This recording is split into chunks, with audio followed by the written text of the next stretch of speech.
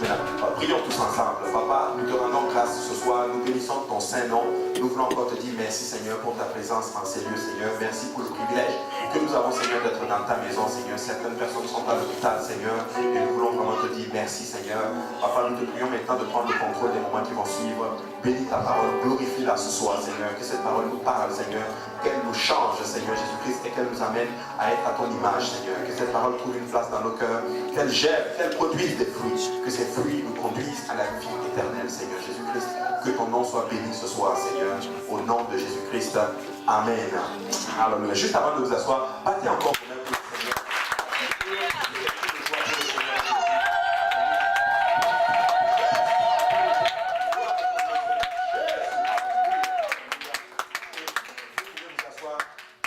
Présence. Amen. Alléluia. Et nous continuons littéralement notre série d'enseignements sur les 12 tribus d'Israël. Nous allons bientôt terminer. Mais en fait, littéralement, il reste quasiment, disons, 2 tribus. Hein. Il reste la tribu de Joseph et il reste la tribu de Benjamin. Mais ça va être en 3 leçons parce que la tribu de Joseph, nous allons le voir aujourd'hui, la tribu de Joseph en notre terme, c'est comme 2 tribus en notre terme, c'est Ephraïm et Manassé. Hein. Mais aujourd'hui, avec l'aide du Seigneur, nous allons étudier Manassé. Amen. Hallelujah. Donc, comme on avait vu littéralement que notre cher Jacob, Israël, était à ce moment où il est en train de bénir ses enfants. Hein. Il arrive à ce niveau où il a eu une relation intense avec le Seigneur. Et au moment où il bénit ses enfants, c'est vraiment un homme de Dieu qui est accompli. Bon, disons, un homme de Dieu qui est là en train de bénir ses enfants. Hein.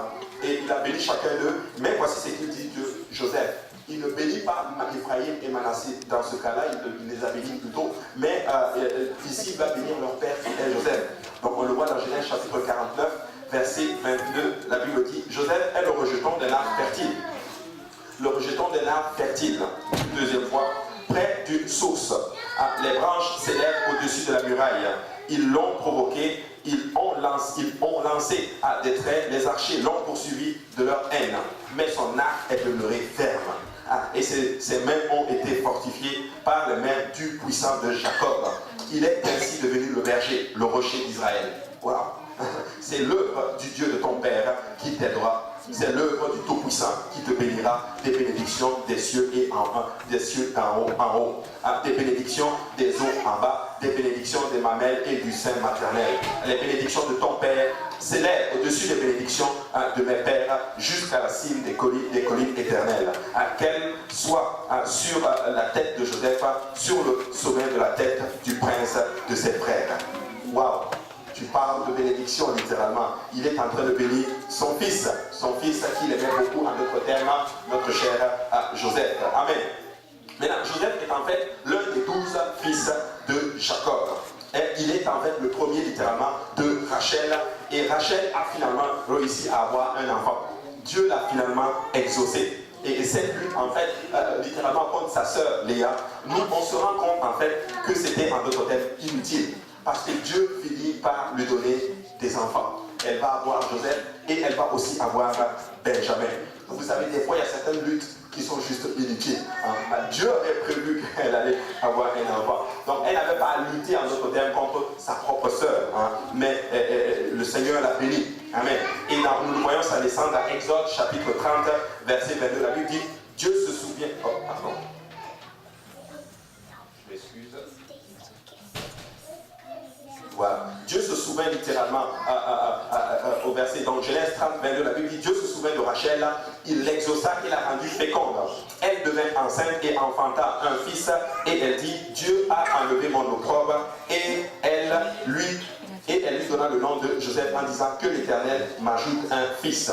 Et ce verset montre que, mine de rien littéralement, malgré son comportement, Rachel a prié. Rachel a prié littéralement et le Seigneur a entendu. Le Seigneur a fini par lui donner des enfants qui sont sortis littéralement de ses entrailles littéralement. Et le verset aussi montre que le Seigneur l'a exaucé. Et cela montre que Dieu écoute nos prières. Hein? Malgré son comportement, Dieu écoute nos prières. Psaume 65, 3 dit ceci: ô toi qui écoutes la prière, tous les hommes viendront à toi. Et Joseph, en d'autres termes, est un personnage extraordinaire. Mais son nom, en fait, c'est Yaosef, littéralement, parce que vous savez, en hébreu, ils n'ont pas le J. Hein. Quand vous voyez le J dans la Bible, c'est Y, en fait.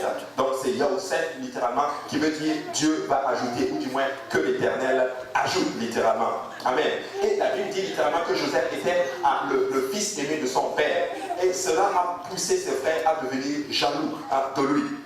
La seconde fois qu'il est mentionné dans les Écritures, littéralement, après sa naissance, et qu'il faisait paître, et qu'il était en train de faire paître les troupeaux, littéralement, de son père.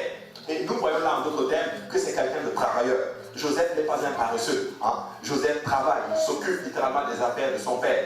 Et Dieu veut que nous nous occupions, en notre terme, de ses affaires, en notre terme. Et cet enfant-là était un enfant, littéralement, que son père avait aimé, que son père bénissait. Et la Bible dit que son père lui a même offert une tunique de plusieurs couleurs. Et ça a envenimé la haine, littéralement, de ses frères.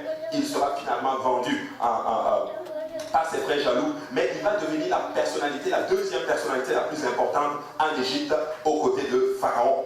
Et la Bible dit que lorsque la famine va frapper littéralement l'Égypte, il va faire venir toute sa famille littéralement, le peuple juif littéralement, Jacob et toute sa famille littéralement, et il va les installer dans le pays de Goshen.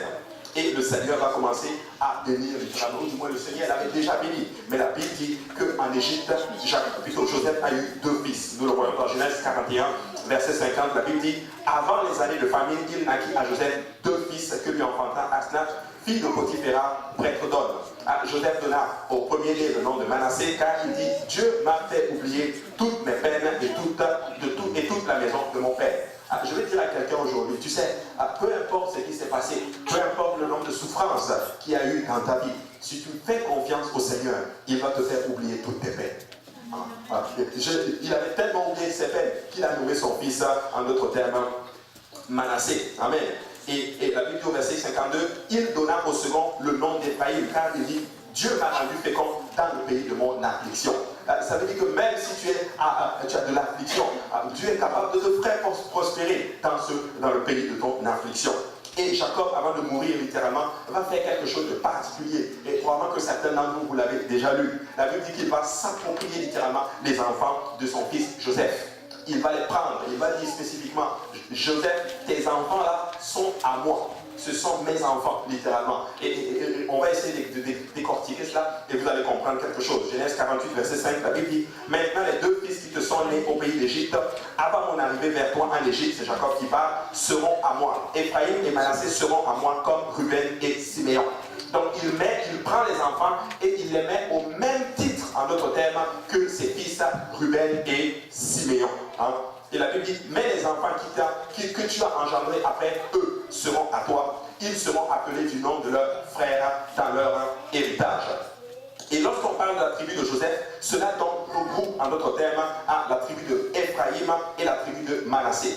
Donc Joseph, en d'autres termes, a produit 2 tribus. Parce que son père les a pris littéralement. Parce qu'à ce niveau-là,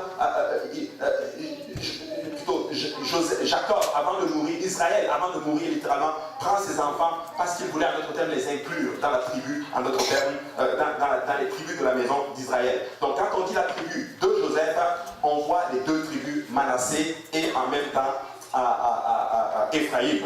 Amen. Maintenant, lorsqu'il prend la tribu littéralement, Jacob était en train de faire quelque chose de particulier. Joseph, en d'autres termes, devient ce qu'on appelle bénéficiaire d'un double héritage, en fait. Pourquoi? Parce qu'il en a 2 et ses autres frères en ont 1. Mais regardez ce qui se passe. Ce qui fait de lui ce qu'on appelle le premier fils, selon la loi de l'aîné. Parce que selon les enfants d'Israël, comment on appelle ça? L'aîné avait un héritage double. L'aîné avait 2 fois plus, en d'autres termes, que ses autres frères.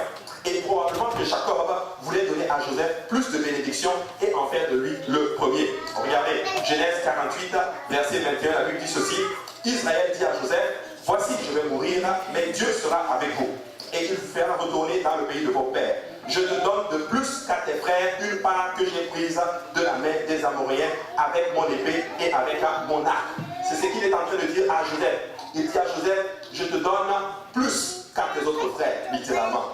Mais, comme je le dis, moi je pense qu'il voulait en faire le premier. Mais, je dis bien mais, que quelqu'un dise mais. Il y avait une loi dans le Deutéronome homme, je pense qu'il empêchait de le faire. Deutéronome chapitre 21, verset 15. La Bible dit, si un homme qui a deux femmes aime l'une et n'aime pas l'autre, et s'il en a des fils dont le premier-né soit de la femme qu'il n'aime pas, au verset 27, qu'il n'aime pas, j'ai sauté le verset 16. Donne-moi le verset 16. Deutéronome 21, 16. Messieurs, je ne l'ai pas mis dans mon texte. Deutéronome 21. Voilà. La Bible dit, il ne pourra point, quand il partagera son bien entre ses fils, reconnaître comme premier-né le fils de celle qu'il aime, à la place du fils de celle qu'il n'aime pas, et qui est le premier-né. Hein? Et nous savons tous qu'il aimait beaucoup Rachel. Hein? Mais il voulait la placer, placer Joseph. Je pense qu'il voulait placer Joseph comme le premier. Mais cette loi l'en empêche. Donc comme je ne peux pas le fâcher, il prend ses deux fils. Comme ça, Joseph devient bénéficiaire d'un double héritage. Et ça fait de lui automatiquement le premier. Mais là, oui. Mais à ce moment-là, il n'y avait pas de loi. Il y avait, quand tu prends la Bible littéralement, qui est-ce qui a écrit littéralement Genèse? C'est Moïse. Bon, qui est-ce qui a écrit Deutéronome? Moïse aussi. Moïse, littéralement. Tu vois? Donc, oui, la loi n'était pas comme écrite, en d'autres termes. Tu vois? Mais il y avait en d'autres termes, c'est comme la loi de la dîme. Elle n'était pas comme écrite, mais le principe était là. Tu vois? On voit qu'Abraham donne sa dîme, on voit qu'Isaac donne sa dîme, mais c'est quand tu rentres dans Exode que c'est comme légiféré, en d'autres termes, écrit, tu vois. Ça répond à la question? Oui. Donc, il y avait ce principe littéralement. Donc il ne pouvait pas prendre le premier parce que il y avait le premier qui était bien avant Joseph. Mais il prend les deux enfants de Joseph littéralement et il leur donne la bénédiction. Et Joseph a un double héritage qui devient automatiquement le premier. Mais voilà pourquoi quand tu prends 1 Chronique chapitre 5 verset 1, la Bible dit, fils de Ruben, premier-né d'Israël, car il était le premier-né, mais parce qu'il suivait la couche de son père, son droit de naissance fut donné au fils de Joseph. Hein? Au fils de Joseph, littéralement, fils d'Israël. Toutefois, Joseph ne dut pas être enregistré dans la généralité comme premier-né. Maintenant, regardez le verset 2. Judas fut à la vérité puissant parmi ses frères, et de lui est issu un prince, mais le droit d'aînesse a été donné à Joseph. Hein? Donc, c'est bizarre. Je ne sais pas si Jacob était vraiment quelqu'un connaisseur de la loi ou un sorcier. Souvent, ceux qui connaissent la loi, ils savent jouer avec la loi en d'autres termes. Je ne sais pas si c'est ça vraiment sa pensée, mais le fait qu'il donnait, il prenait Jacob, plutôt Ephraïm et Manassé, il plaçait automatiquement Joseph comme étant le premier-né. Et c'est fort, littéralement. Et Ephraïm et Manassé sont donc littéralement les fondateurs des 12 tribus, celle d'Ephraïm et de Manassé. Et nous étudions aujourd'hui en notre terme la tribu de Manassé. Et Joseph, littéralement, a appelé son premier fils Manassé parce qu'il dit, Dieu a fait oublier mon malheur et toute la maison de mon père, littéralement. Et le nom de Manassé signifie Ménacher en hébreu, qui veut dire oublieux, en d'autres termes, qui veut dire oublié. Et Joseph avait beaucoup souffert littéralement quand il est arrivé en Égypte. Mais Dieu l'a fait oublier toute son opprobre. Dieu l'a restauré. Dieu l'a élevé. En une journée, Dieu a fait de lui la personnalité la plus importante, la deuxième personnalité la plus importante que l'Égypte avait à ce moment-ci. Amen. Et quand Jacob bénit littéralement Manassé et Ephraïm, la Bible dit qu'il persiste littéralement à poser sa main droite sur Ephraïm et sa main gauche sur Manassé, et il fait passer en d'autres termes le cadet devant le premier-né. C'est fort ce qui est en train de se passer ici, parce que dans ce passage littéralement, ils étaient tous en Égypte littéralement, et la mort de Jacob était en train d'arriver. Maintenant, ce qui se passe, c'est ceci, c'est que Jacob, Joseph prend ses enfants, on va aller voir papy, on va aller voir grand-papa. Ils arrivent et il est content, il voit ses petits-enfants et le Seigneur il est content. Mais la Bible dit qu'au moment de les bénir, il va prendre sa main droite et il va la poser sur le petit frère. Il prend sa main gauche et il la dépose sur l'aîné. La main droite représente la main de la puissance, littéralement. En fait, il était en train de faire passer le petit frère devant le grand frère, littéralement. Et il prend le petit frère et il en fait le premier. Mais là, je ne sais pas ce qui était dans sa tête, mais c'est bizarre. Lui, il a toujours voulu être le premier, en d'autres termes. Jacob, la preuve, quand il est né avec son frère, il était jumeau littéralement. La Bible dit qu'il tenait le talon de son frère, parce qu'il voulait passer, en d'autres termes, le premier. Mais là, il prend les fils de son fils, les enfants de ses petits-enfants, et il fait passer l'un en premier. On le voit dans Genèse chapitre 48, verset 8. à 20, littéralement, Israël regarda les fils de Joseph et dit, qui sont ceux-ci? Joseph répondit, ce sont mes fils que Dieu m'a donnés ici, en d'autres termes. La Bible dit qu'il les prend, il dit, fais-les approcher de moi pour que je les bénisse. Maintenant, un passage que je veux vous montrer, regardez ce que la Bible dit au verset 12. La Bible dit, Joseph les retira de ses genoux, des genoux de son père, et il se prosterna en terre devant lui. Parce qu'en Israël, quand tu voulais adopter quelqu'un, prendre l'enfant de quelqu'un, tu posais l'enfant sur tes genoux. Rappelez-vous littéralement, quand Rachel prend ses servantes et qu'elle donne, ou Sarah elle fait ceci, elle dit ceci pour que les enfants naissent sur mes genoux. Parce qu'elle prend l'enfant, en d'autres termes, pour dire les enfants m'appartiennent. Et quand il a dit je prends Ephraïm et Manassé, les enfants étaient sur le genou de leur grand-père, en d'autres termes. Au verset 15, la Bible dit, il bénit Joseph, plutôt au verset 14, il dit, Israël étendit sa main et la posa sur la tête d'Ephraïm, qui était le plus jeune, et il posa sa main gauche sur la tête de Manassé. Ce fut avec intention qu'il posa ses mains ainsi, car Manassé était le premier. Il l'a fait intentionnellement, littéralement. Tu sais, c'est des hommes qui ne faisaient rien au hasard. Ça nous montre ici, littéralement, ça n'a pas d'importance avec l'âge. Dieu peut élever quelqu'un et le faire passer en premier, et il peut amener l'autre, en d'autres termes, en second plan. Mais Dieu fait son travail, et nous ne savons pas comment Dieu travaille. Le point que je veux apporter, c'est ceci. Ne regardez pas à votre âge, car Dieu est capable de vous utiliser quand même.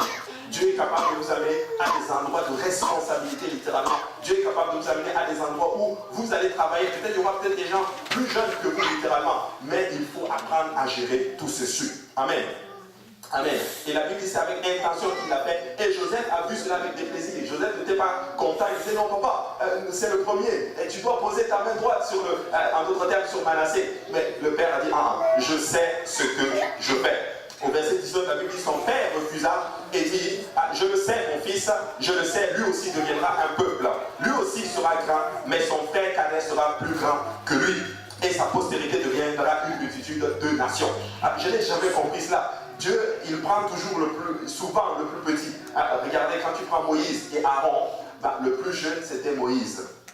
C'était le plus jeune. Quand tu prends David et ses frères, le plus jeune, c'était David. Je n'ai jamais compris pourquoi Dieu il fait ceci. Mais je pense qu'il y a un message derrière ceci. Ne regardez pas à votre âge, mais regardez, consacrez-vous et Dieu va vous utiliser. Amen. Manassé a eu des enfants avec une concubine syrienne et la Bible mentionne que Joseph a vécu assez longtemps pour voir les fils de Maki qui étaient en d'autres termes les enfants de le fils de Manassé. Genèse chapitre 50 verset 22, la Bible dit Joseph demeura en Égypte, lui et la maison de son père. Il vécut à 110 ans. Waouh, 110 ans. Qui aimerait ici vivre 110 ans? Amen. Nous aimerons tous vivre longtemps en vigueur. Parce que eux, à leur époque, oui, à 110 ans, ils étaient forts. La Bible dit que quand Moïse mourait littéralement, sa vie était perçante, littéralement. Pourtant, il avait passé déjà l'âge de la centaine. Écoutez, servir Dieu, ça te donne de la force et de la vigueur. Amen. Servir Dieu, ça te donne de la force et de la vigueur. Et ça, c'est vraiment important. Bon, je pense que les enfants, là... Allez. Voilà. Alléluia. Ils sont en feu aujourd'hui. Le Seigneur est bon. Alléluia. Maintenant, voici ce que la Bible dit littéralement. Un an environ, littéralement, donc Manassé est bien entendu littéralement le fondateur de la tribu de Manassé. Et un an après la sortie d'Égypte, le nombre des hommes robustes de Manassé qui avaient plus de 20 ans s'élevait à 32 000. On le voit dans Nombre chapitre 1, versets 34 et 35, littéralement. Mais parmi eux, littéralement, figurait sans doute Gadi. Gadi, c'était un des 10 hommes qui a été, un des 12 hommes plutôt, qui a été envoyé littéralement pour explorer la terre promise. Mais quand ils sont revenus littéralement, 10 ont déclaré que la terre est bonne, mais on ne peut pas la prendre littéralement. Ça c'était triste. Et ils faisaient partie de là et ils ont été corrigés, en d'autres termes, par le Seigneur. Mais lors du deuxième recensement, effectué 40 ans plus tard, nous voyons que le nombre enregistré de la tribu de Manassé atteignait 52 700, soit 20 500 de plus. Waouh! Ils ont augmenté littéralement. Bien qu'ils étaient petits, le passage dans le désert les a fait croître, en d'autres termes. Et ils ont beaucoup plus augmenté, en d'autres termes, par rapport à notre cher Ephraïm. Mais nous allons l'étudier la semaine prochaine. Mais regardez ce que la Bible dit lorsque Moïse prophétise sur Joseph. Vous allez vous rendre compte de quelque chose littéralement. C'est que les bénédictions de Ephraïm et de Manassé, ils ne les ont pas eues en même temps que les 12. quand Jacob bénissait les 12, il a béni Joseph. Mais les deux, Ephraïm et Manassé, avaient déjà reçu en notre terme leur bénédiction. Mais ici, quand Moïse prophétise sur les 12 tribus, il ne parle pas non plus de Manassé et d'Ephraïm, il parle directement de Joseph. Il dit, sur Joseph, il dit ceci: son pays recevra de l'Éternel en signe de bénédiction le meilleur don du ciel, la rosée, les meilleurs en eau qui sont en bas, les meilleurs fruits du soleil, les meilleurs fruits de chaque mois, les meilleurs produits des antiques montagnes, les meilleurs produits des collines éternelles, les meilleurs produits de la terre et de celle qu'elle renferme. Que la grâce de celui qui a apparu dans le buisson vienne sur la tête de Joseph, sur le sommet de la tête du prince de ses frères. De son taureau premier-né, il a la majesté. Ses cornes sont les cornes du buffle. Avec elle, il frappera tous les peuples jusqu'aux extrémités de la terre. Elles sont les myriades d'Ephraïm, elles sont les milliers de Manassé. Donc, il bénit Joseph et il étend cela en notre terme à Ephraïm et Manassé. Écoutez, moi je prie que Dieu bénisse son peuple avec cette bénédiction. Dieu va nous donner le meilleur de la journée. Dieu va nous donner le meilleur de la semaine. Dieu va nous donner le meilleur de la mois, pas de la mois, du mois. Mais Dieu va nous donner aussi le meilleur de l'année. Amen. Amen. Écoutez-moi, chaque année, vous allez aller de croissance en croissance. Amen. Écoutez, dans le plan de Dieu, ce n'est pas la volonté de Dieu que tu régresses. Écoute, si tu as produit quelque chose cette année, l'année prochaine, ça va être mieux. Amen. Ça va être de mieux en mieux. Et oui, nous avons grandi un peu, littéralement. Moi je pense qu'on a beaucoup grandi cette année. Mais nous allons grandir encore l'année prochaine. Amen. Nous allons croître encore l'année prochaine. Et dans le désert, Manassé campait à l'ouest du tabernacle avec Benjamin et Ephraïm. Et cette division de 3 tribus était la troisième dans l'ordre de marche, littéralement. Et si tu vas sur mon tabernacle, je veux juste vous montrer un autre thème où était notre cher Manassé.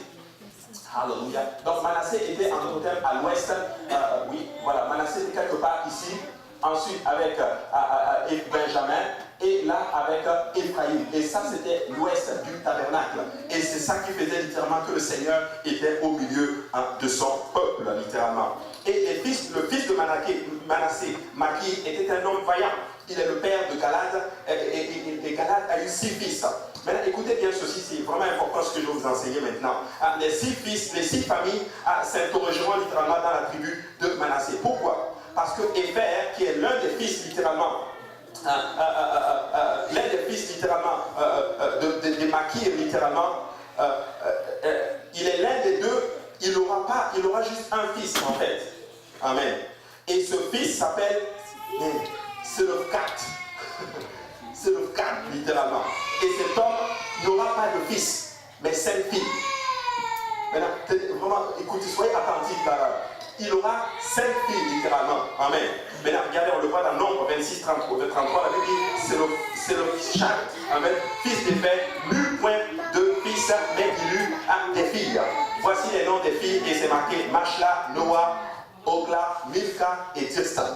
Elles seront toujours des femmes distinguées. Et chacune d'elles va montrer littéralement qu'elle est une femme de foi. Elles sont attachées à l'héritage de leur père, littéralement. Et cela doit être le cas pour tout enfant de Dieu. Car notre Père est le Seigneur Jésus-Christ. Regardez, la parole de Dieu leur accorde quasiment tout un paragraphe. On le voit littéralement dans Nombre 27, littéralement, 1 à 11. Et plus loin, tout le dernier chapitre, littéralement, tout le chapitre 28 leur a été consacré. Maintenant, regardez ce qui se passe. Avec une grande hardiesse, littéralement, voici ce que ces filles vont faire, littéralement. Elles vont se présenter devant toute l'assemblée, devant la tente d'assignation. Elles vont aller voir littéralement Moïse et Éléazar. Elles vont même se présenter devant les princes, même de toute l'assemblée d'Israël. Et elles vont dire ceci, elles vont exposer leurs motifs. Pourquoi elles viennent pour voir Moïse, littéralement. On le voit dans notre chapitre 27, verset 3. Voici ce qu'elles disent. Elles disent, notre père est mort dans le désert. Il n'était pas au milieu de l'assemblée de ceux qui se révoltaient contre l'Éternel, de l'assemblée de Corée, mais il est mort pour son péché. Et il n'avait point de fils. Point de fils. Elles sont en train de parler de quoi littéralement? Leur père littéralement n'avait pas. Vous vous rappelez la révolte de Corée littéralement? Il y a certaines tribus qui se sont mis ensemble, qui se sont révoltées contre Moïse. Ce n'est pas de ça qu'elle parle littéralement. Mais à cause de leur péché littéralement dans le désert, leur père était mort, en d'autres termes, quand ils ont construit le veau d'or. Leur père est mort et leur père n'a pas eu de fils. Leur père a eu que des filles.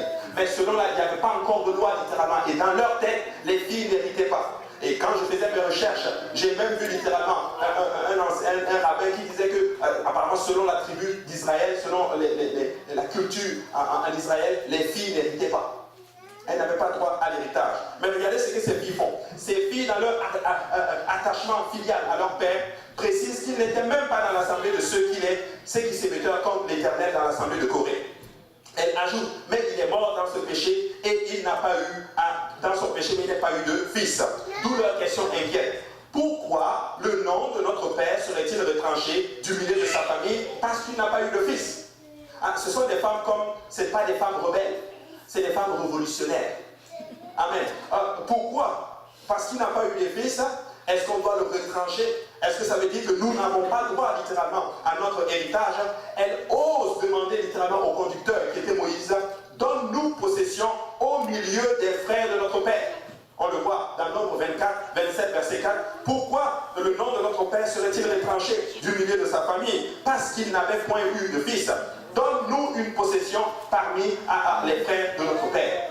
Quelle dame extraordinaire. Dans une société, comme on peut le dire, patriarcale, littéralement, elles vont aller devant le conducteur, devant le prophète Moïse, littéralement, lui dire, écoute, Moïse, notre père, il est mort, il n'avait pas eu de fils, donc il n'y a pas d'héritage. Alors qu'est-ce qu'on fait? Est-ce que pour cela, ça veut dire que nous n'avons pas le droit? Elles sont en train de révolutionner les pensées d'antan, littéralement. Écoute ceci, nous ne sommes pas là pour nous rebeller, nous sommes là pour révolutionner le monde. Nous sommes là pour... Et Jésus-Christ était l'un des plus grands révolutionnaires. Écoute ceci, Jésus n'est pas un rebelle, Jésus est un révolutionnaire.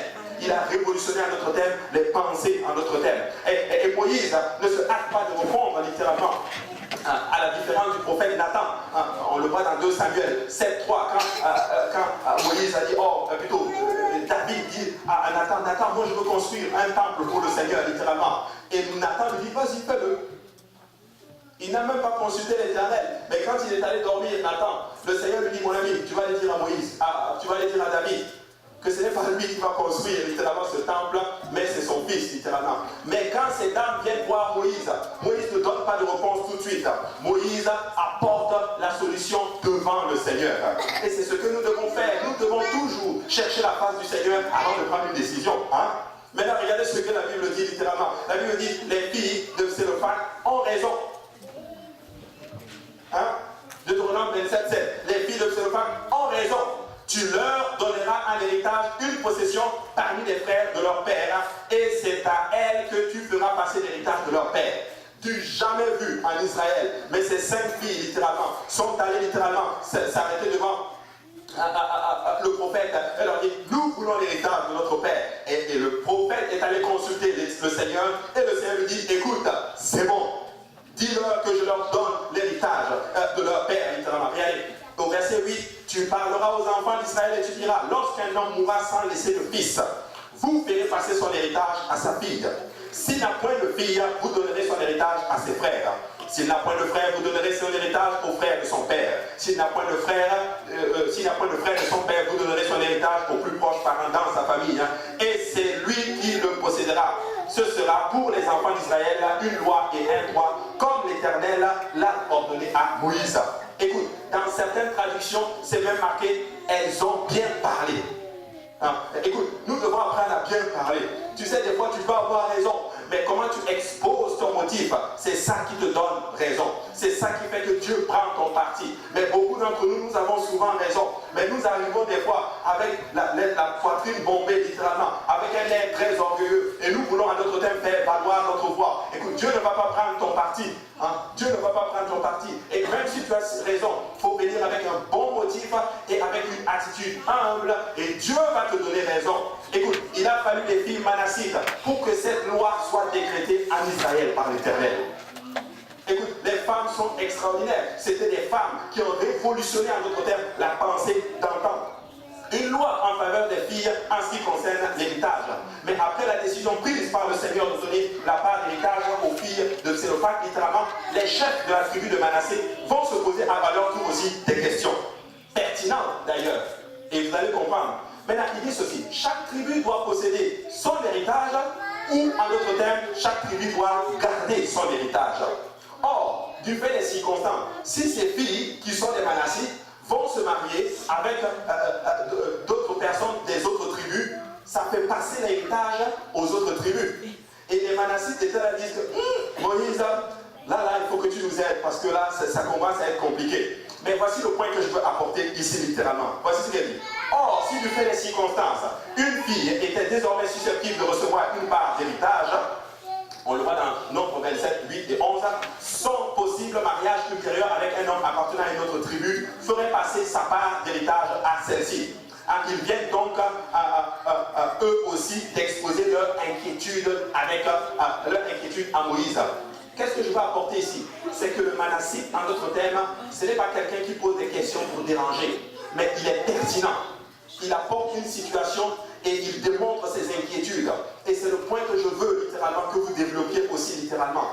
Il peut y avoir des inquiétudes sur plein de choses, sur plein de questions. Il faut juste en parler de la meilleure façon. On peut en parler. N'arrivons pas à une place où on dit ok, on n'a plus le droit de parler littéralement. Oui, je sais qu'il faut respecter l'autorité en place, c'est important. Mais des fois, il faut exposer nos inquiétudes. Ok, on va dans cette direction, mais comment ça va se passer ainsi? Comment? Donc il faut être pertinent. Il ne faut pas poser des questions juste pour déranger ou avoir ce qu'on appelle l'esprit de la contestation. Contester juste pour contester. Parce qu'il y en a qui contestent juste pour contester. Et Paul, quand il parlait littéralement, quand dans ses épîtres, il le dit, ne contestez pas juste pour contester, afin que la doctrine de Dieu puisse être respectée. Et dans Deutéronome 36, 1 et 4, celui-ci dit alors, le commandement, sur le commandement de l'Éternel, il dit, la tribu des fils de Joseph a dit juste. Quand Moïse va consulter le Seigneur dit, ils ont raison. Ils ont dit juste. Ephraïm était associé littéralement dans cette affaire et les filles de Télophates finalement deviendront femmes de qui bon leur semblera. Ça c'était la loi que le Seigneur va établir. Il dit seulement qu'elles deviennent femmes dans la famille de la tribu de leur père, afin que l'héritage ne passe point de la tribu, de tribu en tribu chez les fils d'Israël. Et je sais que je suis en train de choquer beaucoup pour penser, ah non, elles ont le droit de se marier seulement que chez les Manassites. Oui, ça vous choque, mais comprenez qu'à leur époque, c'était comme cela. Et écoutez, Dieu aime bien amener les gens au changement. Dieu aime révolutionner les gens, mais Dieu regarde le contexte aussi et Dieu le fait progressivement pour que ça ne soit pas brusque. Vous savez, quand le changement est très brutal, ça peut détruire littéralement. Dieu dit parfait. Dieu dit ok, vous allez vous marier à qui vous simplement, mais vous allez vous marier entre eux. Mais le principe et la leçon qui est ainsi, c'est que la pensée de Dieu, dès ce moment littéralement, une règle en Israël, les mariages ne doivent se faire qu'entre personnes de la même tribu. Et le précieux motif, littéralement, dans tout ceci, pour les Manassites, littéralement, c'était leur attachement à l'héritage. On le voit dans Deutéronome chapitre 6, versets 6 et 7. Maintenant, jeune fille chrétienne, écoutez-moi très bien, faites attention. Le mariage peut, si vous ne prenez pas garde, vous faire perdre, littéralement, la jouissance de votre héritage céleste. Amen. Certains diront, oh, mais nous ne sommes plus sous la loi, nous sommes sous la grâce. C'est vrai, mais les pensées profondes de Dieu ne varient pas littéralement. Et si celui auquel tu penses littéralement épouser, s'il n'est pas vraiment ancré dans le Christ, please, ne t'engage pas dans cette affaire. Parce que tu risques de perdre ton héritage céleste. C'était ça le point littéralement. Mais leur attachement à l'héritage littéralement a dit, nous on va rester littéralement pour ne pas perdre l'héritage. Maintenant ma question est ceci, combien êtes-vous attachés à l'héritage de votre Père Céleste qui est le Seigneur Jésus-Christ? Combien de fois êtes-vous attachés à votre relation avec le Seigneur littéralement? Ici le peuple n'avait même pas encore passé le Jourdain littéralement et n'était même pas encore entré dans le pays de la terre promise. Mais déjà leur âme pieuse était attachée littéralement à tout ce que le Seigneur avait comme réserve pour eux. Nous ne sommes pas encore dans la terre, dans la nouvelle Jérusalem. Nous ne sommes pas encore littéralement dans la nouvelle Jérusalem, mais nous sommes attachés à cela et le Saint-Esprit que nous avons reçu est un dépôt, littéralement un gage de notre héritage dans le Seigneur. Et la plupart espéraient avoir un lot autour de l'arche, littéralement, qui est une figure de notre Seigneur Jésus-Christ. Amen. Alléluia. Maintenant, leur intérêt n'était pas l'Égypte, leur intérêt c'était littéralement la nouvelle Jérusalem, c'était la promesse. Probablement que leur entourage criait pour retourner en Égypte, mais eux, ce qui comptait c'était leur héritage dans la terre promise. Nous devons arriver à une place où notre souci, c'est notre héritage dans le Seigneur. Notre héritage dans le Seigneur Jésus-Christ. Et nous devons être tellement attachés à cela qu'on ne permet à rien de nous empêcher d'atteindre le but pour lequel le Seigneur a pour nous. Oh, mais pasteur, rassurez-vous, il va changer. Il m'a dit littéralement que quand on va se marier, il m'a dit qu'il va laisser les enfants venir à l'église. Ok? Et c'est arrivé des cas comme ça, où des gens ont failli. On leur a dit non, attends un peu, attends qu'ils servent le Seigneur. Ils se sont partis, ils sont allés se marier. Et aujourd'hui, la personne même qui servait le Seigneur ne sert plus le Seigneur. En général, quand quelqu'un se marie à un non-croyant littéralement, en général, souvent, c'est la personne qui perd sa marche avec le Seigneur. C'est important. Et j'ai vu des cas comme cela où certaines personnes à qui on a dit, même certaines personnes, l'homme de Dieu leur a dit, la veille même de son mariage, lui a dit ceci, tu peux toujours tout arrêter. La personne s'est entêtée, la personne est allée se marier. Laisse-moi vous dire aujourd'hui que la personne souffre dans son mariage. La personne souffre tellement que la personne a même déclaré ceci. Si c'était possible de retourner en arrière, j'aimerais tellement être heureuse, comme les autres sœurs, littéralement, de l'église, qui se sont mariées dans la volonté du Seigneur. Alors, jeunes filles, faisons attention. Faisons attention. Dieu sait, Dieu est au contrôle de toutes choses. Mais nous devons être tellement attachés au Seigneur qu'au temps convenable, Dieu débloque toujours les situations. Amen. Dieu débloque toujours les situations. Maintenant, les manassites sont pertinents et l'héritage a un prix inestimable plutôt à leurs yeux. Regardez ce que David dit dans le psaume 16:5. L'Éternel est mon partage et mon calice. C'est toi qui as su mon lot. Un héritage délicieux, mais échu, une belle possession, mais accordée. Je suis en train de dire ceci, quand tu restes dans les voies du Seigneur, Dieu a un bel héritage pour toi. Il ne va jamais t'oublier, il ne va jamais te laisser, mais il va toujours pourvoir à ce qui est bon pour toi. Écoute, moi je ne veux pas ce que les gens veulent pour moi, je veux ce que le Seigneur a pour moi. Alléluia, extraordinaire. Écoute ceci, tu n'auras jamais tout ce que tu veux, mais si tu fais confiance au Seigneur, tu auras toujours ce que Dieu a pour toi, et ce que Dieu a pour toi est le meilleur. Alléluia, est le meilleur. Peuple de Dieu, notre relation et notre héritage en Jésus-Christ doit être notre priorité. Montrons alors notre amour pour l'héritage en nous tenant à l'instant, comme Chama, littéralement, au milieu littéralement d'une portion de champ plein de lentilles. Il a décidé de la défendre contre les Philistins. Vous le connaissez, Chama s'est tenu littéralement juste pour un pot de lentilles. Il a dit, ça c'est ma terre. Il y avait les Philistins. Il a dit, moi je me tiens pour ma portion. C'est l'héritage de mes parents. Écoute, je ne sais pas quel est l'héritage que tu as aujourd'hui. Je ne parle pas de cet héritage physique. Je ne parle pas d'un lopin de terre que papa ou maman t'a dû laisser. Mais je parle de cet héritage spirituel. Alors, qui consiste dans la croyance, dans ce seul et unique vrai Dieu qui est le Seigneur Jésus-Christ. Nous devons nous accrocher à cet héritage-là. Montrons notre amour littéralement pour l'héritage. Alors le peuple de Dieu était en fuite, mais Chama s'est tenu dans ce champ de travail. Moi je vais tenir pour mon champ de lentilles. Peu importe sa taille, je vais tenir pour. Peu importe sa grandeur, je vais tenir pour. Peu importe sa qualité, je vais tenir pour littéralement. Parce qu'elle est attachée, parce qu'elle vient de mes pères. Amen. Ça vient de mes pères. Alors le peuple de Dieu était en fuite littéralement. On le voit dans 2 Samuel chapitre 23, versets 11 et 12. Je vais le lire. Après lui, Chama, fils d'Agé, d'Ara, les Philistins s'étaient rassemblés à Léchir. Il y avait là une pièce de terre remplie de lentilles et le peuple fuyait devant les Philistins. Chama se plaça au milieu du champ, le protégea et battit les Philistins et l'Éternel opéra une grande délivrance. À lui tout seul, il a opéré littéralement une grande délivrance. À lui tout seul, il a renversé les Philistins et il a protégé ce champ littéralement de lentilles. Écoute ceci, des fois il faut aller à contre-courant. Il ne faut pas suivre littéralement, c'est pas parce que tout le monde fait ça que je dois aussi le faire. Non, nous devons avoir la force de garder notre héritage. Il y a aussi Nabo, qui est un fidèle israélite littéralement. C'est aussi un exemple. Lui, il a refusé de vendre littéralement son héritage à ce roi profane. Maintenant, écoute ceci. Chama, il représente ces chrétiens aujourd'hui qui tiennent ferme dans une société complètement détruite. Une société qui te pousse à ne plus servir Dieu. Une société qui te pousse littéralement à chercher le monde et à laisser Dieu. Chama représente ces chrétiens littéralement qui disent, peu importe ce qui se passe, je vais tenir pour le Seigneur. Je vais servir le Seigneur. Et moi, je suis content de voir des Chamas et des Chamas dans la maison du Seigneur aujourd'hui. Après cela, il y a Nabo.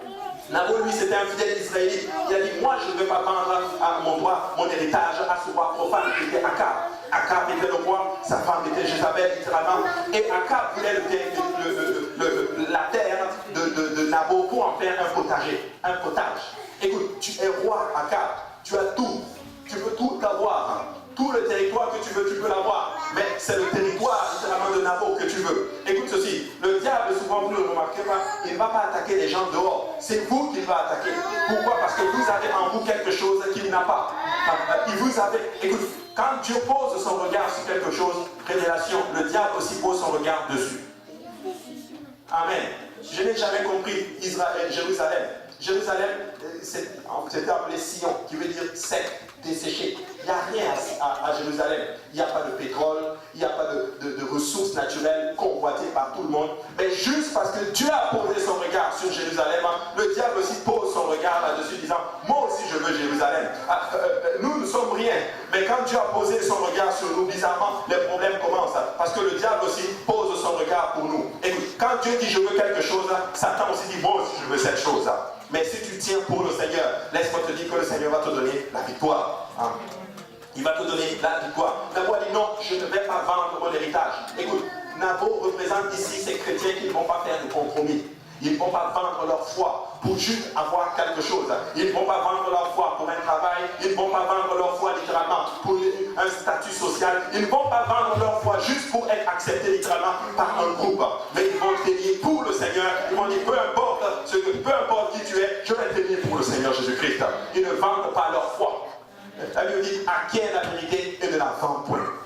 Ne la vend pas. Vous avez acquis quelque chose littéralement. Ne le faites pas juste pour vous faire accepter. Si les gens vous rejettent, ils ne savent pas ce qu'ils rejettent. Ils sont en train de rejeter la raison même de leur salut. Parce que Dieu peut vous utiliser pour les sauver. Alors, tenons ferme pour le Seigneur littéralement. Ce témoin souffre injustement le martyr en obéissant à la volonté du Seigneur.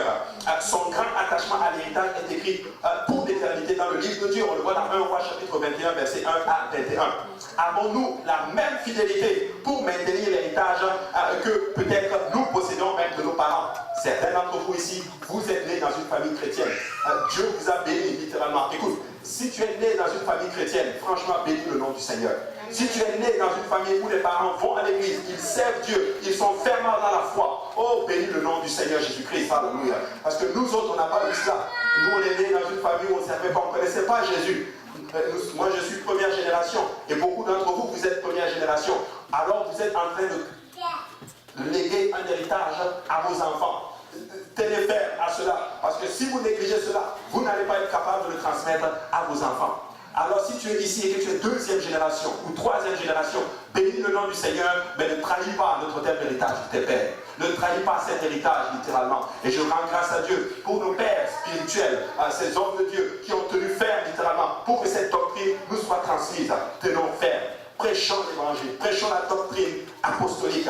Ne faites pas de compromis. Tenez ferme à cela. Dites à tout le monde que Jésus-Christ est le seul et unique vrai Dieu. Il est le seul Seigneur, il n'y a point d'autre Dieu que lui, et il a donné sa vie pour le salut de quiconque croit. Dites-leur que le baptême s'administre dans le nom de Jésus-Christ. Alléluia. Dites-leur que le baptême du Saint-Esprit s'obtient par l'évidence de parler en notre langue. Écoutez, il y a des chrétiens aujourd'hui qui ne croient même plus au parler en langue, qui disent que c'est satanique, qui disent que c'est démodé, que ce n'est plus de ce temps-là. Oh, mais la Bible dit, alléluia, que le Saint-Esprit est toujours d'actualité. Elle change les vies, et je vois les vies qu'elle change. Alléluia. Alors, tenez ferme, mes frères et sœurs. Tenez vraiment ferme. Avons-nous la même fidélité pour maintenir l'héritage?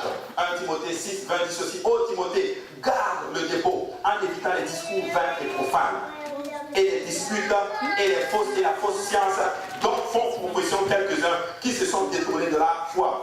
Que la grâce soit avec vous. Écoute, quand tu étudies bien l'histoire de Timothée, Timothée avait une mère et un aïeul qui s'appelait Eunice, je crois. Et la mère de Timothée servait le Seigneur. Et Paul est en train de lui dire, garde ce dépôt. Ne le perds pas littéralement. Tu as quelque chose. Tes ancêtres servaient déjà le Seigneur. Toi, serve le Seigneur. Accroche-toi en Jésus-Christ. Garde le dépôt. Je veux dire à quelqu'un, garde ce dépôt. Ça va produire un jour. C'est dur dans un monde comme celle-ci. Ce n'est pas bien grave. Mais si tu tiens ferme, Dieu va opérer une grande victoire. Alléluia. Alléluia. Que la grâce soit avec vous, mes frères et sœurs.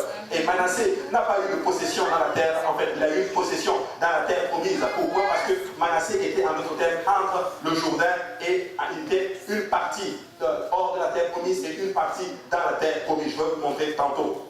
Mais quand les Israélites ont vaincu Sion, et Og, roi des Amoréens, Moïse a octroyé le pays littéralement aux Rubénites, aux Gadites et à la moitié de la tribu de Manassé. Parce que Manassé était une tribu certes, mais une moitié de Manassé est restée à l'est du Jourdain et une autre était à l'ouest du Jourdain. Amen. Maintenant, voilà. Moïse leur a donné littéralement ceci, à condition qu'ils entrent dans la terre promise, qu'ils combattent avec leurs frères littéralement et qu'ils prennent la terre promise littéralement. Et c'est ce qu'ils ont fait. Et une fois que ça a été fait, la Bible dit littéralement qu'on leur a donné littéralement une portion de l'Est et une portion, en d'autres termes, de l'Ouest. Et par la suite, la dernière tribu qui avait reçu leur héritage, ils ont traversé effectivement le Jourdain et ils ont pris part à la conquête de l'Ouest. Maintenant, lorsque la terre promise a été conquise littéralement, Josué va bénir littéralement, il va convoquer toutes les tribus, il va leur dire, ok, il va leur... voilà. Donc ça c'est la terre promise, et tout ça c'est Manassé, c'est la tribu de Manassé. Et ça c'était le Jourdain. Et vous voyez, on avait vu que Ruben, Gad et la demi-tribu de Manassé, eux ils sont restés de l'autre côté du Jourdain, ils ne sont pas rentrés. Mais les autres étaient de l'autre côté, en d'autres terres. Mais Manassé avait un territoire à l'est, un territoire à l'ouest, d'où, voilà pourquoi le terme, la demi-tribu de Manassé. Ah, tout le monde comprend? Donc c'est un peu cela littéralement. Maintenant, Manassé s'est tenu en d'autres termes sur le mont Périzim pour prononcer en d'autres termes à haute voix les bénédictions. Vous savez, quand ils sont rentrés en Israël, 6 tribus se sont tenues sur le mont Ebal, l'autre tribu sur le mont Périzim, et ils devaient prononcer en d'autres termes les malédictions et les bénédictions. Maintenant, les Manassites ne parviennent pas à chasser les Cananéens de leur terre promise, mais avec le temps, ils les ont assujettis à un travail forcé littéralement. Et ils ont donné certaines de leurs villes littéralement comme des villes de refuge et des villes aux Lévites et Hattites. On avait étudié tout ceci. Amen. Et là, le point que je voulais apporter, c'est ceci. Oui, ils étaient forts, ils étaient puissants, en d'autres termes, les Manassites, mais ils n'ont pas tué tous les Cananéens de la terre promise. Ils ont cohabité avec eux. Et malheureusement, ils ont réussi à les assujettir, mais l'enseignement que je vais tirer de ça aujourd'hui ne dit pas, je vais assujettir un vice. Or, moi j'ai des problèmes littéralement avec l'ordinateur. Ok, non, je vais garder quand même l'ordinateur à la maison, je vais m'en sortir. Ne fais pas ceci. Je connais un jeune homme à qui j'avais parlé littéralement, je lui ai dit, arrête, coupe cette affaire, jette même, casse même l'ordinateur, prends l'ordinateur, c'est pas dans toi. Ah non, non, non, je vais y arriver. Quelque temps après, il est venu me confesser littéralement qu'il est tombé dans la pornographie. S'il y a un problème avec ça, n'aie pas coupe l'internet chez vous, parce que vaut mieux littéralement rentrer au ciel bon que de rentrer littéralement en enfer avec les deux yeux. Amen. Donc alors ne cohabitons pas avec le péché. Maintenant, une fois littéralement la répartition du pays terminée, Josué va les bénir et chacun d'eux littéralement retourne. Et en retournant, vous connaissez l'histoire de cet hôtel qu'ils vont bâtir littéralement comme témoin. Pourquoi j'ai pris cela pour vous expliquer cela parce qu'ils vont bâtir un hôtel. Bon, ça c'était quand même les trois tribus, la tribu de Manassé, Ruben et Gad. Ils vont bâtir littéralement un hôtel. Et la Bible dit que l'hôtel était tellement vaste que tout le monde voyait ceci. Et ceux qui étaient de l'autre côté, si tu peux revenir à mon... Si tu peux revenir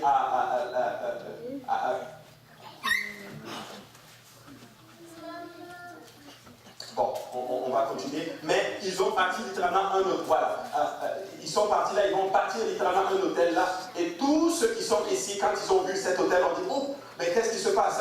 Nos frères sont tombés dans l'idolâtrie. Ils sont revenus littéralement. On pensait qu'il y allait y avoir une guerre civile. Mais quand ils sont venus, ils ont dit, non, non, non, non, non. En fait, c'est juste un témoignage, un témoin entre vous et moi, que nous allons servir juste le seul et unique vrai Dieu. Quand je préparais cela hier, j'étais tenté, j'ai même tapé sur internet pour dire à quoi sert l'autel dans la Bible. Le mot autel, littéralement, son mot vient de, ça veut dire ceci, abattre, égorger. L'autel a pour but de donner le sacrifice. Mais le but de l'autel n'était pas fait comme un témoin pour les autres. Mais eux, ils ont fait cet autel comme témoignage. Ça a l'air bon, mais je n'aime pas le motif en d'autres termes. Ce que je vais enseigner, c'est ceci. Moi, j'ai un problème avec quelque chose. Tu peux vouloir quelque chose, mais le point important, c'est le motif. Pourquoi tu veux faire telle chose? Pourquoi tu veux telle chose? Ou par exemple, pourquoi tu veux qu'on adopte telle chose? Ou pourquoi tu veux que telle chose se passe dans ta vie? Le motif est très très important. Tu peux venir voir l'homme de Dieu, ou voir même un ancien, voir même tes frères et sœurs, expliquer un projet que tu veux littéralement. Mais si ton motif n'est pas bon, nous on ne le voit pas. Mais Dieu qui sonde les cœurs, il voit quel est le motif. Alors ayons des motifs purs. Ayons des motifs purs, littéralement. Et dans la période des juges, le Seigneur a utilisé plusieurs juges. Il y avait un juge manassite qu'on appelle Gédéon. Et vous le connaissez, il a été utilisé par le Seigneur pour délivrer les enfants d'Israël de l'oppression des Madianites. On le voit dans Juge chapitre 6, versets 11 à 16. Et tout le chapitre en parle d'ailleurs. Mais Gédéon veut dire coupant, abattant, en d'autres termes. Juge chapitre 6, versets 11 et 12, la Bible dit, puis l'ange de l'Éternel, puis vint l'ange de l'Éternel, et il s'assit sous le térébinthe d'Ophra, qui appartenait à Joas de la famille d'Abiézer. Gédéon, son fils, battait du froment au pressoir pour les mettre à l'abri de Madian. L'ange de l'Éternel lui apparut et lui dit, l'Éternel est avec toi, vaillant héros. Ils sont dans la période de juge. Israël est sous la captivité de ce qu'on appelle les Madianites en d'autres termes. Les Madianites, c'était des voleurs, c'était des gens qui venaient détruire littéralement ce qu'on appelle les récoltes. Quand tu sèmes quelque chose, il vient le voler. Écoute, Madian représente en d'autres termes cet esprit qui vient voler tout ce que tu sèmes. Je veux le dire ainsi. Des fois, tu vas travailler fort, tu vas même travailler sur une arme littéralement. Et quelqu'un d'autre va venir voler ce que tu as fait, il va venir détruire ce que tu as fait. Des fois, tu vas enseigner des principes. Quelqu'un d'autre va passer à l'arrière et détruire tout ce que tu as enseigné. Ça, c'était les Madianites. Mais Madianites, là, écoutez-moi bien. Dieu va susciter Gédéon. Amen. Vous allez travailler, vous allez même prendre des armes, vous allez faire des études bibliques. Quelqu'un d'autre va même pouvoir passer à côté littéralement. Mais laissez-moi vous dire, persévérez, persévérez, ayez l'esprit de Gédéon. Soyez des vaillants héros, continuez à enseigner littéralement et Dieu va vous donner la victoire. Mais oui, je me rappelle une sœur qui avait une étude biblique. Je veux le dire, c'était la sœur Marie-Carmel. À l'époque, elle avait une étude biblique, elle allait enseigner des études. En passant, vous devez enseigner des études bibliques.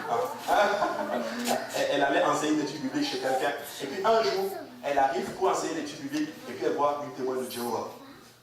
Et elle me dit ce jour-là, elle me dit, je suis resté. Parce que ça, c'est mon territoire. Parce que j'ai enseigné déjà. Je ne veux pas qu'ils viennent détruire tout ce que j'ai enseigné. Je ne veux pas, je vais encore enseigner, mais je vais récupérer cette arme-là. Alors je veux que Dieu vous bénisse de cet esprit littéralement. Enseigner littéralement. Oui, quelqu'un ne va passer par l'arrière et vouloir défaire ce que vous êtes en train d'enseigner. Ça, c'est l'esprit des Madianites. Mais si vous persévérez, Dieu va vous donner la victoire. Dieu va vous donner la victoire. Alors ne soyez pas abattus, ne soyez pas effrayés. Même quand quelqu'un vient et enseigne autre chose, n'ayez pas peur. Priez et enseignez seulement. Continuez à enseigner. Faites les études bibliques. Dieu va vous donner la victoire. Amen. Extraordinaire. Mais là, au moment où le temps est vraiment contre moi, c'est pas possible. Mais on aurait juste 3 pages. Je vais bientôt terminer. Amen.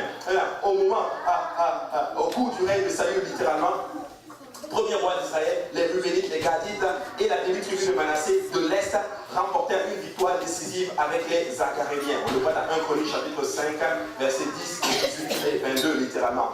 Ils se sont battus littéralement. Pourquoi? Parce que c'était des vaillants soldats, c'est des gens qui se battaient en d'autres termes. Et la Bible dit que dans cette même période, des Manassites, parmi lesquels des hommes d'une valeur exceptionnelle, ont abandonné Saül.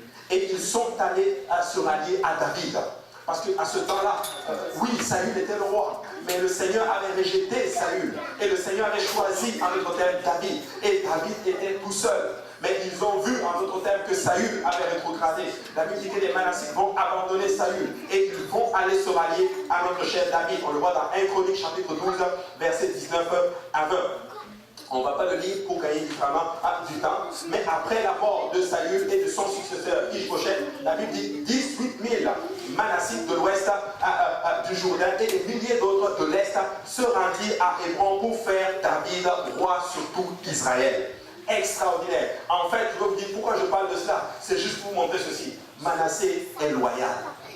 Manassé reconnaît l'autorité. Manassé reconnaît et se soumet à l'autorité. Que Dieu bénisse avec cet esprit de Manassé. Reconnaissons l'autorité et soumettons-nous à l'autorité et Dieu va nous donner la victoire. Amen. Dieu va nous donner la victoire. Et on le voit dans 1 Chroniques chapitre 12, 23 Voici les nombres des hommes d'armée pour la guerre qui se rendirent auprès de David à Hébron afin de lui transférer la royauté de Saül selon l'ordre de l'Éternel. Au verset 31, la Bible dit de la tribu, des tribus de Manassé, 18 000 qui furent nominativement désignés pour aller établir roi David. Ils ont été nommés. Vous vous rendez compte, 18 000 personnes qu'on nomme. Vous allez aller littéralement à Hébron pour faire de David le roi. Extraordinaire. Et la Bible dit du temps Ézéchias avait envoyé une lettre. Ézéchias c'était un des rois littéralement de Juda pour convoquer certaines tribus à la célébration de la Pâque.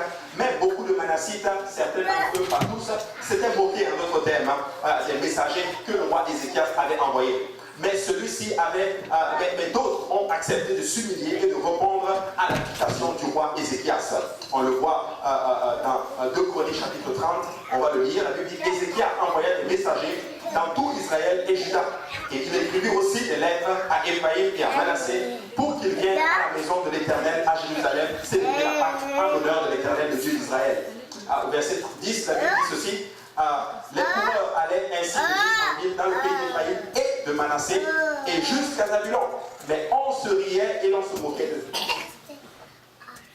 C'est des gens qui viennent pour donner une invitation du roi. Et on se moque d'eux. Écoute ceci. Quand vous sortez pour faire l'évangélisation, vous avez l'invitation du roi des rois que vous voulez donner aux gens. Il y en a qui se moquent de vous, mais il y en a qui vont s'humilier et accepter cela. Mais ne vous découragez pas. Ne vous découragez pas. On va se moquer de vous. Écoutez, j'ai écouté la prédication du pasteur Benji dimanche. Il a dit ceci. Quand tu évangélises, je ne sais pas si vous avez remarqué, mais le pasteur Benji a prêché pratiquement le même message qu'on a prêché dimanche soir ici. Le bon samaritain. Extraordinaire. Il a dit ceci. Il a dit, si tu vas évangéliser, quelle est la pire réponse qu'on peut te donner? Non. On peut te dire non. Au pire des cas, on va même te dire oui. Ils vont te dire non, mais écoute, on s'est moqué d'eux. Mais écoute-moi bien, ne sois pas abattu parce qu'on s'est moqué de toi, littéralement. Mais certains se sont humiliés et ils ont répondu à l'appel. C'est triste à dire. J'ai souvent même de la tristesse quand je dis ceci. On ne va pas tous les avoir. On ne va pas tous les avoir, mais ceux qui cherchent le Seigneur, Dieu va les mettre sur votre chemin et nous allons les avoir. Au verset 2 Chroniques 30, on dit ceci. Cependant, quelques hommes d'Azer, de Manassé et de Zabulon, littéralement, s'humilièrent et vinrent à Jérusalem adorer le Seigneur. Le roi a lancé une invitation. Qu'est-ce que je suis en train d'enseigner aujourd'hui? Si le roi en lance une invitation, peuple de Dieu, nous devons être à la fête. Amen. Oui. Si le roi lance une invitation, nous devons être là. Nous ne devons pas arriver une place. Oui, l'invitation est arrivée. Oui, certains vont se moquer. Et certains, c'est triste à dire. Quand on lance une invitation, certains vont venir, comme d'autres ne vont pas venir, littéralement. Mais écoutez, nous voulons faire la volonté du Seigneur. Et près d'un siècle après la disparition du royaume des 10 tribus, le roi de Juda, Josias, poussa littéralement à sa destruction des hôtels à encens, des poteaux sacrés et des images, tout objet du faux culte littéralement, jusque dans les lieux dévastés de Manassé et dans d'autres régions en dehors de Juda. Il y a eu un réveil du temps du roi Josias en d'autres termes. Et le roi Josias était un jeune roi. La Bible dit qu'il est arrivé, il a vraiment marché dans les voies du Seigneur. Il s'est levé. Il était vraiment jeune. Alors, on va le lire. Je ne sais pas si je l'ai ici. Quelqu'un me donne 1 Chronique, chapitre 34, verset 1. Je vais vous montrer quelque chose. Je ne l'ai pas mis dans mon texte. Mais si tu peux me donner plutôt 2 Chroniques, chapitre 34, verset 1. Je vais vous montrer quelque chose et vous allez être choqués. 2 Chroniques, chapitre 34. Je vais essayer d'y aller avant l'écran. 2 Chroniques. Voilà. La Bible dit Josias avait 8 ans lorsqu'il devient roi. 8 ans lorsqu'il est devenu roi. Et il régna 31 ans à Jérusalem. Lui, il donne la suite, maman. Il dit qu'il fit ce qui est droit aux yeux de l'Éternel et il marcha dans les voies de David, son père. Il ne se détourna ni à gauche ni à droite. Alors, qui me dit ici qu'on ne peut pas servir le Seigneur quand on est jeune? Il avait 8 ans quand il a accédé au pouvoir. Pas d'expérience, rien du tout. Mais écoute, quand tu as le désir, Dieu voit les cœurs. Et je parle à beaucoup de personnes ici. N'arrivez pas. Peu importe votre âge, Dieu est capable de vous utiliser et vous donner la maturité de faire toutes ces choses. Nous sommes dans un temps où Dieu va susciter des jeunes pasteurs. Dieu va susciter des jeunes qui vont faire ce ministère littéralement. Et ces hommes vont se consacrer, ces dames vont se concentrer et vous allez faire l'œuvre du Seigneur. Que personne ne méprise votre jeunesse. Il a dit ceci à Timothée, il a dit exactement la même chose. Je ne sais plus si c'était à Tite ou si c'est même à Philémon. Non, plutôt c'était à Tite qu'il a aussi dit ceci. Que personne ne te méprise. Je disais ça cette semaine. Amen. Que personne ne vous méprise parce que vous êtes jeune. Servez, marchez dans l'obéissance, marchez littéralement dans la soumission, marchez dans le respect. Mais que personne ne vous méprise parce que vous êtes jeune. Servez le Seigneur. Servez juste le Seigneur. Et Dieu va vous utiliser pour faire de grandes choses. Et Josias a fait ce qu'on appelle un réveil comme pas possible, littéralement. Il a renversé les autels. Il a tout détruit en notre terre. Et Dieu est très très très content de lui. Il est même allé jusqu'à Manassé littéralement pour renverser les autels en notre terre. Mais que le Seigneur nous aide littéralement. Donne-moi la suite. On va lire, on va faire un petit enseignement, on va s'arrêter là pour aujourd'hui. Donne-moi la suite de Corinthiens 34. La Bible dit la 8e année de son règne, comme il était encore jeune, il commença à rechercher le Dieu de David. Comme il était jeune, écoute, Dieu s'intéresse beaucoup aux jeunes. Comme il était jeune, il a commencé très tôt. Tu sais, quand tu sers Dieu dans ta jeunesse, quand tu grandis, c'est difficile que tu t'en détournes. Souvent, c'est beaucoup plus difficile, les gens plus âgés, de rencontrer le Seigneur. Parce que quand tu es plus âgé, littéralement, il y a beaucoup de bagages. Et ça fait littéralement beaucoup d'orgueilleux, littéralement. Il y a certaines personnes qui sont très âgées. Et c'est difficile pour nous de les atteindre. Pourquoi? Parce qu'ils ont déjà un bagage en notre terre. Ils ont tellement un bagage. Et tu arrives et dis, tu ne peux absolument rien m'apprendre. Tu ne peux absolument rien m'apprendre, littéralement. Je suis plus jeune, je suis plus âgé que toi, je suis plus expérimenté que toi. Mais Nicodème a été élu en ouverture de service. Jésus avait quel âge quand Nicodème est allé le voir? Moins de 33 ans. Mais il est allé et il a appelé maître. Maître. Alors, il commença à chercher son père. Et la 12e année, il commença à purifier Juda et Jérusalem des hauts lieux, des idoles, des images taillées et des images. Écoute, il a réalisé le pouvoir que Dieu lui avait donné. Il lui a donné le potentiel que Dieu lui a donné. Écoute, vous avez un pouvoir extraordinaire. Vous avez le Saint-Esprit. Vous pouvez commencer à purifier les choses dans la prière. Dans la prière, vous commencez déjà à prier littéralement et Dieu va faire de grandes choses. Regardez, on renversa devant lui les autels de Baal. Il avait dit les statues de consacrées au soleil qui étaient au-dessus. Il brisa les idoles, les images taillées, les images de fonte et les réduisit en poussière. Et il répandit la poussière sur les sépulcres de ceux qui les avaient sacrifiés. Continue. Et il brûla les ossements des prêtres sur leur autel. C'est ainsi qu'il purifia Juda et Jérusalem. Quel jeune extraordinaire, littéralement. Josias était conscient, littéralement, que Dieu l'avait appelé et Dieu l'a fait grâce.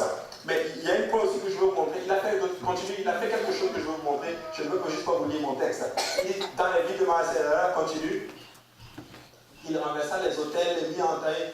Et puis il retourna à Jérusalem. Continue. La 18e année de son règne. Là, il avait 18 ans. Non, peut-être 18 années, bon, plus 8 ans. Donc une vingtaine d'années. Mais il dit, après qu'il eut purifié le pays et la maison, il envoya Shaphan, fils d'Asa, les noms là me dépassent, et Joab, l'archiviste, pour réparer la maison de l'Éternel, son Dieu. Il ne s'est pas arrêté de purifier tout le pays, il a réparé aussi la maison de Dieu. Écoutez, il faut aussi prendre soin de la maison de Dieu. Amen. Il faut réparer la maison de Dieu. Il faut en prendre soin. Que quelqu'un dise Amen. Amen. Amen. Que quelqu'un dise, on va bien nettoyer. La maison de Dieu va être toujours propre. Il va toujours être Amen. La maison de Dieu est toujours propre, littéralement. On ne va pas laisser les choses. Moi, je pense même que des fois, même dans le frigo, si tu vois quelque chose, si ce n'est pas toi, ne prends même pas.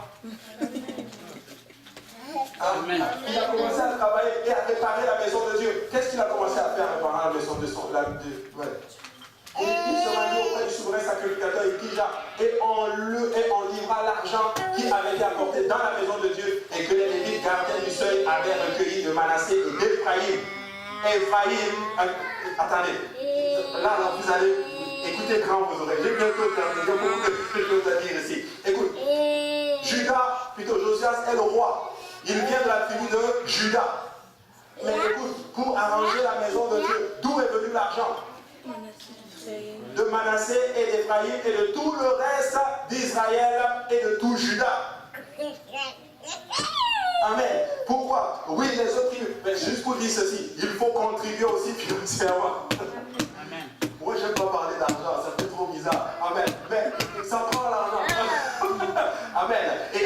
ça a pris ça littéralement pour bâtir la maison. Regarde verset 10.